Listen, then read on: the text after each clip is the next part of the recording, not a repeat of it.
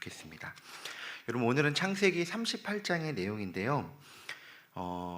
창세기의 흐름을 보면은 사실 이제 족장들의 스토리가 나오죠. 창세기 12장부터 해가지고 아브라함의 이야기, 이삭의 이야기, 야곱의 이야기, 그리고 창세기 37장부터는 이제 요셉의 이야기, 이렇게 전개되는 중에 있었습니다. 그래서 어제 본문을 보시면은 이제 요셉이 형들에게 찾으러 갔다가 봉변을 당하고 미디안 사람에 의해서 애굽으로 팔려가는 사건까지 이야기가 아주 전개되는 중이었어요. 그런데 오늘 그 창세기 38장에 난데없는 유다의 가정의 어떤 비화 이야기가 갑자기 등장을 합니다. 그리고 만약에 이 38장이 없이 39장과 37장을 연결하면은 사실 매우 자연스럽거든요. 요셉이 애굽으로 팔려가서 보디발 사람의 집에 갔더라 라고 끝나고 거기서 이제 애굽이 어떻게 생활했는지가 딱 연결되니까 사실 이 38장은 이 이야기의 흐름상으로 보면은 어찌 보면 좀 생뚱맞게 껴있는 느낌이 드는 거죠. 근데 하나님께서 사실 성경을 저자를 통해서 작성하셨을 때 그냥 막 적은 게 아니지 않습니까? 어떤 의도와 뜻을 가지고 작성하셨을 텐데, 그러면 하나님께서 이 흐름의 창세기 38장을 기록하신 이유가 무엇일까를 우리는 이제 고민해 볼 필요가 있다라는 거죠. 여러분, 이 창세기 38장의 주인공은 누구냐면은 유다라는 사람입니다. 유다는 야곱의 넷째 아들이에요. 그리고 우리가 잘 알지만 사실 이 유다라는 이름이 구원사적인 것에 있어서 매우 중요한 이름이기도 합니다. 왜냐하면은 이 유다 지파는 왕의 지파로 알려져 있죠. 다윗 왕이 어느 지파 사람입니까? 유다 지파 사람이에요. 그리고 우리가 잘 아는 메시아, 예수 그리스도가 어느 지파에서 나오십니까? 유다 지파에서 나오셔요. 영원한 왕의 지파로 인정받은 곳이 유다 지파입니다. 그런데 그러면 이제 유다가 이렇게 어찌 보면은 귀하게 쓰임 받고 하나님의 나라에서 귀한 역할을 감당할 수 있는 근거가 무엇인가를 봐야 되는데, 사실 유다의 모습을 보면은 그런 어떤 신앙적으로 하나님 앞에 바르고 아름다운 모습이 나오지가 않아요. 창세기 37장에 보면은 요셉이 형들에게 이제 찾아왔을 때 형들이 그를 죽이자라고 모의를 합니다. 모의를 하고, 그런데 이제 첫째 형 르우벤이 조금 더 철이 들어가지고 실제 죽이는 건 좀 그렇고, 그거 아버지가 되게 슬퍼하실 일, 그것 말고 그냥 구덩이에 좀 빠뜨리고 좀 곤란스럽게 하다가 나중에 이제 몰래 집에 돌려보내야지라는 생각으로 요셉을 이렇게 구덩이에 빠뜨리죠. 그의 옷을 벗기고.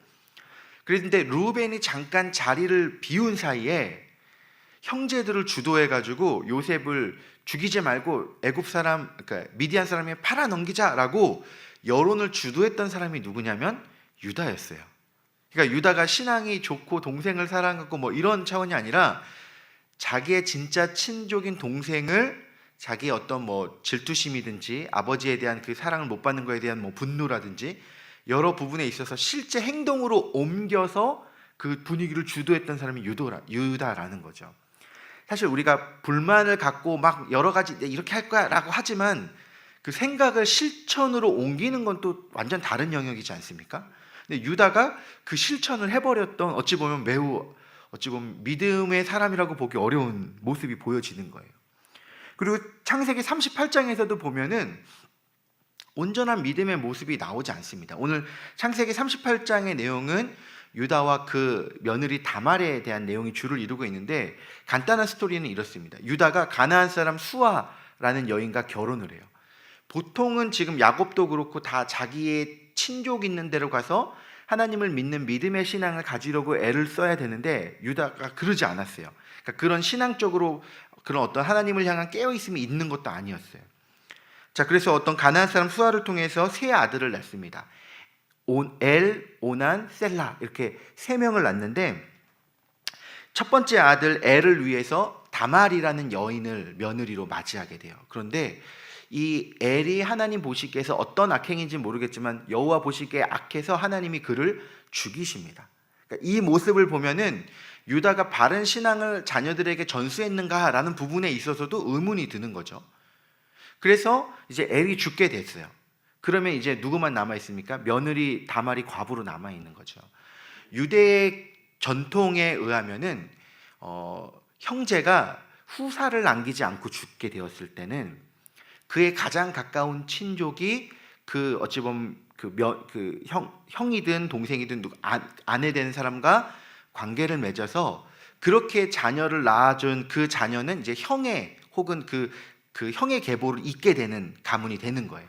그걸 계대 결혼이라 그러는데, 그러니까 형이 지금 자녀가 없이 죽었잖아요. 그러면 동생이 형수와 결혼을 해가지고 그 자녀를 낳으면 그건 첫째는 형의 자녀가 되는 거고 그 다음부터 이제 자기의 자녀가 되는 거예요.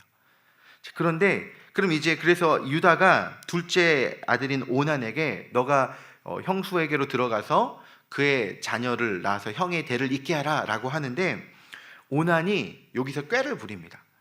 형의 자녀가 생기게 된다라는 것도 마음에 안 들었고, 그렇게 되면 아버지의 재산을 이제 어떻게 돼요? 형이 없으면 이제 자기 동생이랑 둘이만 나누면 되는데, 또 자기가 장자 역할하면은 자기가 그 중에 3분의 2 몫을 갖게 되는 건데, 형의 자녀가 생기는 순간 이제 그 받을 몫이 거의 줄어들게 되잖아요. 그러니까 어떻게 했냐면 다말과 관계를 맺는데 피임을 해버린 거예요.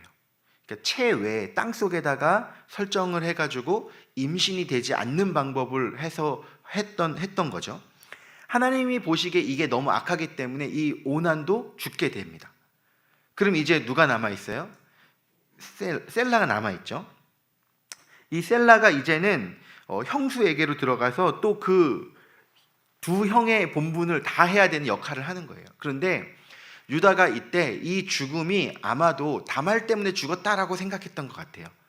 그래서 다말과 셀라를 결혼시켰을 경우에는 이 동생까지도 죽게 될 수 있으니까 얘가 클 때까지 보류하겠다라고 하면서 그 의무를 행하지 않게 됩니다.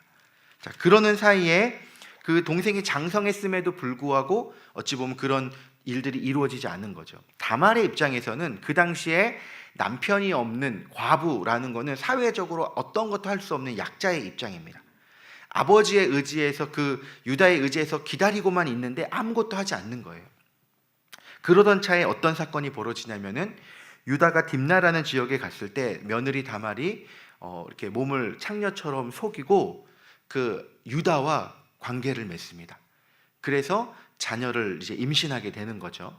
유다가 그것을 보고서 이게 며느리가 임신했다는 얘기를 듣고 너무나 화가 나가지고 그걸 불살라 죽이려고 할 때 며느리가 이 담보물의 주인으로 인해서 내가 이렇게 임신하게 됐다라고 하면서 유다의 담보물을 제시를 하고 그에 대해서 유다가 네가 나보다 옳다라고 인정하는 내용이 나오는 게 오늘 창세기 38장의 내용입니다. 어찌 보면은 본문의 흐름과 전혀 생뚱맞고 보면은 유다가 정말로 어찌 보면 이렇게 믿음의 사람이 아닌 것을 오히려 보여주는 그런 내용이에요. 그런데 이 창세기 38장은 앞으로 유다가 어떻게 변해지었는가를 설명해 주는 매우 중요한 기준이 되는 장입니다.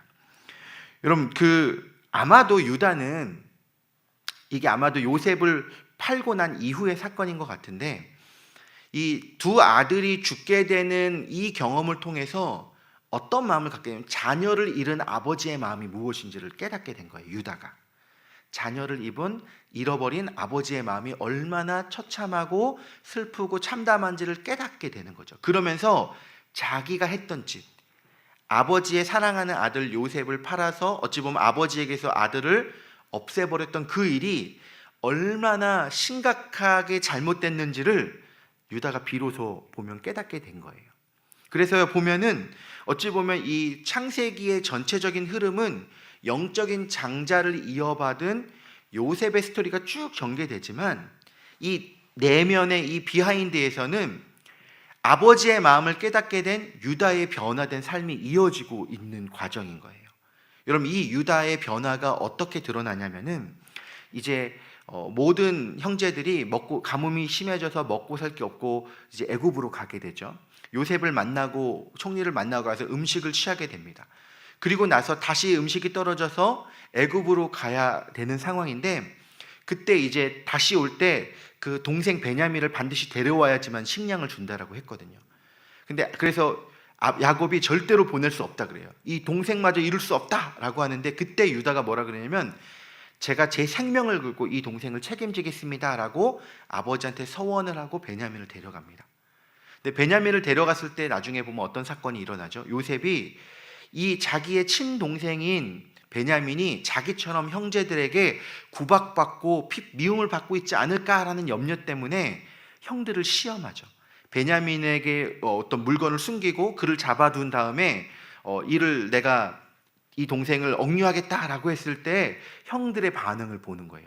근데 그때 형을 대신해가지고 이 베냐민을 대신해가지고 자기의 생명을 대신 죽여달라고 나섰던 사람이 누구냐면은 유다입니다. 유다가 어찌 보면은 자식을 입은 아버지의 마음을 알고 그것에 대해서 회심하고 나중에 그 아버지의 마음을 지키기 위해서 자기의 생명까지도 희생하는 삶의 변화가 일어난 게 유다였다라는 거예요. 여러분, 이 자식을 이루는 아버지의 마음은 누구의 마음과 닮아 있습니까? 사실은 하나님의 마음이죠. 독생자 예수 그리스도를 희생하시면서 자식을 희생할 수밖에, 잃어버릴 수밖에 없는 그 아버지의 마음을 누가 알았냐면 유다가 알았고, 그 마음이 하나님의 마음과 닮아 있었던 거예요. 그래서요, 유다의 이런 변화에 대해서 야곱이 이제 그의 노년에 축복을 할 때 어떻게 되냐면 야곱을 축복하는 거예요. 하나님의 마음을 아는 자. 그래서 그의 지파로부터 하나님의 자녀가 오는 축복을 받게 되는 그 변화가 여기서부터 이어지게 됐다라는 것이죠. 여러분, 그런 측면에서 우리가 좀 몇 가지를 생각해 볼 수 있을 것 같습니다. 첫 번째는 무엇이냐면은 우리의 현재의 모습도 어떤 의미에서 중요하지만 우리의 변화된 모습을 하나님께서 판단해 주신다라는 거예요. 비록 내가 지금 부족하고 연약하고 어떤 하나님 앞에 잘못 있는 모습이 있다 할지라도 그 모습으로 하나님이 너는 이런 죄야 라고 낙인 찍는 것이 아니라 하나님 앞에 회개하고 돌이키고 하나님 앞에 바로 서려고 몸부림칠 때에 그 회개된 모습을 하나님이 바라보시고 인정하시고 이전과 다른 축복의 삶으로 여겨주신다라는 것들을 우리가 기억해야 된다라는 것입니다. 그래서 어찌 보면은 이 겉으로는 요셉의 이야기가 흘러가지만 변화된 유다를 통해서 영적인 장자권이 누구에게로 이어졌는지를 어찌 보면 이 창세기 38장을 통해서 보여주고 있는 거예요. 두 번째로 우리가 생각해 볼 것은 아버지의 마음에 대한 것입니다. 하나님의 마음을 우리는 알고 있는가라는 거죠. 유다는 아버지의 마음을 알았습니다. 자기가 경험했고 자기의 경험 속에서 자식을 잃은 아버지의 마음이 어떠한지를 너무나 잘 알았기 때문에 그 마음을 알았기 때문에 그 이후의 삶을 보면 그 마음을 슬프지 않게 하는 선택들을 해 나가는 삶의 변화가 이루어진 거죠. 여러분, 우리도 하나님의 마음을 잘 알 필요가 있습니다. 하나님의 마음이 어떨까? 우리가 그 마음을 들여다보고 고민하게 되고 그 마음에 주님의 마음이 시원하도록, 주님의 마음이 기쁘시도록, 주님의 마음이 슬프지 않는 방향으로 우리의 삶을 선택해 나아갈 때요, 우리의 삶을 통해서 하나님의 놀라운 변화와 역사들이 이루어지게 된다라는 것입니다. 말씀을 마무리하겠습니다. 하나님은 이 유다의 변화를 기쁘게 여기셨고 그 변화 가운데 어찌 보면 메시아의 가문의 시조가 되는 그 축복을 유다에게 부어주셨습니다. 우리도 지금의 모습이 연약하고 부족할지 모르겠지만 하나님의 마음을 알아서 그 마음에 합한 삶으로 결단하며 나아갈 때 하나님께서 우리의 연약한 삶을 들어서 또 다른 축복의 삶으로, 변화의 삶으로, 회복의 삶으로 이루실 줄을 믿습니다. 그래서 사실은 이런 거죠. 상처받은 치유자라는 말이 있는 거죠. 상처를 받았기 때문에 같은 상처 속에 있는 사람의 마음을 깊이 알고 그를 위로할 수 있는 힘이 생기게 되는 거예요. 여러분, 우리에게 찾아오는 수많은 고난의 문제와 아픔의 문제가 있죠. 그 아픔을 경험했기 때문에 동일한 아픔 속에 있는 사람을 위로할 수 있는 힘이 우리에게 생기게 됐을 줄로 믿습니다.